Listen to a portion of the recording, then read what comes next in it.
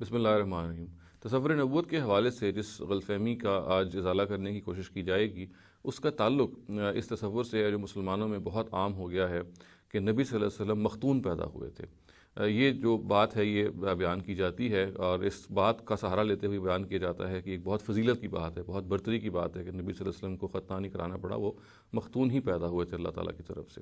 دیکھیے یہ بات خود تاریخی لحاظ سے پایہ ثبوت کو نہیں پہنچتی۔ نبی صلی اللہ علیہ وسلم کے حوالے سے یہ بات بیان کی جاتی ہے اور ہمیں معلوم ہے کہ جن روایات میں یہ بات بیان کی جاتی ہے وہ انتہائی کمزور روایات ہیں، ان کو محدثین نے بہت کمزور قرار دیا ہے۔ چنانچہ ہمیں معلوم ہے کہ ابن قیم نے زاد المعاد میں اور اسی طریقے سے امام ذہبی نے اس پہ تنقید کی ہے اور یہ بتایا ہے کہ ان روایات کی جو چین آف نریشن ہے، ان کی جو سند ہے، وہ کسی لحاظ سے بھی قابل قبول نہیں ہے۔ چنانچہ ان روایات کی بنیاد پہ یہ بات بالکل نہیں مانی جا سکتی۔ بلکہ اس سلسلے میں جو ایک اور چیز ہمارے ہاں تاریخی طور پہ سامنے آتی ہے، وہ خود ابن قیم ہی نے اپنی کتاب زاد المعاد میں نقل کی ہے اور یہ بتایا ہے کہ نبی صلی اللہ علیہ وسلم کے جو اپنے دادا تھے حضرت عبد المطلب،